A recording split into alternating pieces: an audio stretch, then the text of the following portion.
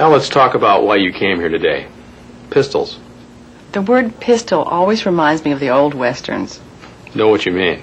Or they're sometimes referred to as handguns, because they're supported only with the hands.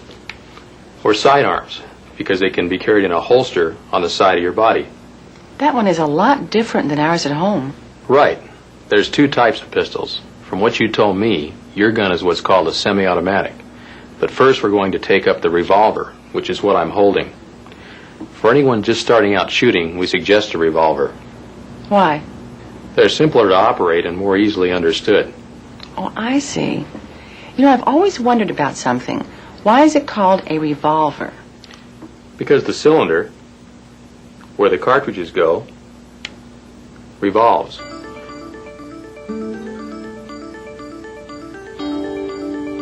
The part surrounding the trigger is called the trigger guard. The main body of a pistol is called the frame, and where your hand holds the gun is the grip. This is the front sight, and this is the rear sight. Again, this is the cylinder and the cylinder release. When you pull the trigger, the cylinder turns to line up a fresh cartridge with the barrel. At the same time, the hammer cocks back. At the end of the trigger pull, the hammer falls, allowing the firing pin to hit the back of the cartridge, setting it off and firing the bullet. Like I said before, the place where the bullet exits the barrel is called the muzzle. That's basically pretty simple. You're right. Now that you know the basic parts of the revolver, we'll go over the two other most important safety rules. Remember, the first rule was always be muzzle conscious. Always point the muzzle in a safe direction. Right. Rule number 2, never put your finger on the trigger until you're ready to shoot. Oh, that's logical. Right. Oh, that's logical. Right. Now we call this section of the gun the action, which brings up safety rule number 3.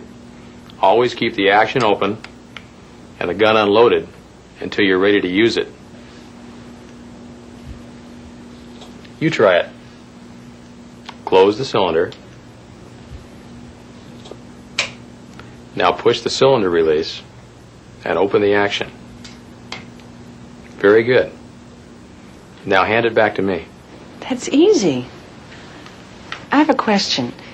Could a loaded gun go off if you drop it? That depends on the gun. Let me show you.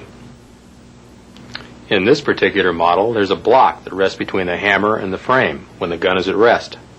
It's designed to prevent an accidental discharge of the gun if it's dropped or if the hammer is hit. This may vary on other makes of guns. You should always refer to the owner's manual if you're uncertain. It doesn't seem so threatening when you break it down like that. I've heard that a gun can just go off laying around the house. Well, that's like a car just starting up sitting out in the driveway. The things you hear and read. Right. Now there's two different types of hammer and trigger arrangements.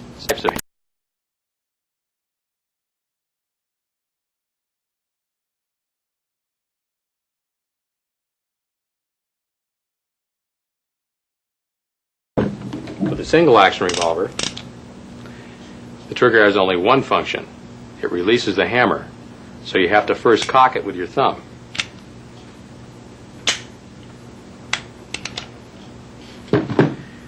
On the double action revolver, you can operate at single action if you want. Tell me about that one, the semi-automatic. That's just what we're about to cover. Oh, good. What's the difference between them other than the way they look? Good question. Remember where the cartridges go in a revolver? Oh, on this one the bullet holder comes out. It's called a magazine. We put the cartridges in the magazine and insert it into the magazine well.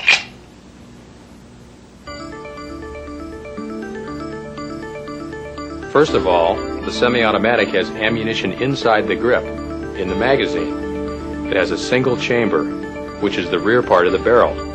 The barrel is enclosed by the slide, which moves back and forth each time the gun is being fired, cocking the hammer and reloading the gun each time. This is why it's an automatic. In other words, it does this automatically. Why is it called a semi-automatic? Well, a fully automatic gun would keep firing as long as you hold the trigger back. Oh, like a machine gun. Exactly. A semi-automatic means you have to pull the trigger for each shot, one at a time. It's referred to as an automatic, or auto for short, since it's self-loading. Oh, it loads itself after each shot is fired. You're picking this up quickly, Lee. Now, you should understand the controls and safety features on autos will also vary from make to make. This auto is a Smith & Wesson Model 645. It has 3 additional features the revolver doesn't have. A thumb safety to prevent you from putting it into operation until you're ready, even if you pull the trigger accidentally. The other is the slide stop, which keeps the slide back and open.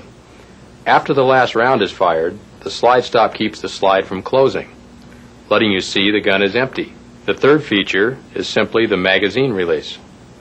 Kind of like the cylinder release on the revolver? That's right. To load the auto, you insert the magazine, pull the slide all the way back, and let it go. See that it's also cocked and ready to fire. On this model, you must immediately put on the thumb safety, unless you intend to fire the gun right away. When you put on the thumb safety, it will disengage the firing pin inside, allowing the hammer to fall without firing the gun. This is a double-action automatic, so to fire the gun, you simply take the safety off and pull the trigger.